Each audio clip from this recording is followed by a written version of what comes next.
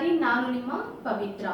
ದೇಶಾಂತ ಇದ್ದ ಮೆಡಿಕಲ್ ಶಾಪ್ಗಳು ಬಂದ್ ಆಗಿದ್ದು, ಆನ್ಲೈನ್ ಔಷಧ ಮಾರಾಟ ವಿರೋಧಿಸಿ ಕಮಿಷನರ್ಗಳು ರಾಷ್ಟ್ರವ್ಯಾಪಿ ಮುಷ್ಕರ ನಡೆಸುತ್ತಿದ್ದಾರೆ.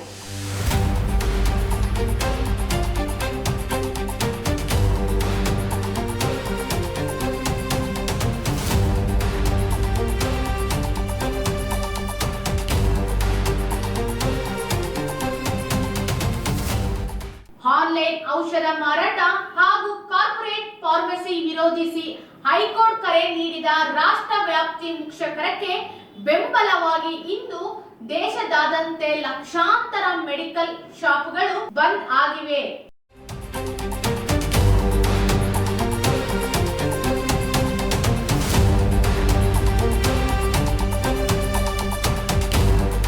ಇದರಿಂದ ಹಲವೆಡೆ ಔಷಧ ಖರೀದಿಯಲ್ಲಿ ಜನರಿಗೆ ತೊಂದರೆ ಉಂಟಾಗಿದೆ. ಇನ್ನಷ್ಟು ಸುದ್ದಿಗಾಗಿ ನೋಡ್ತಾ ಇರಿ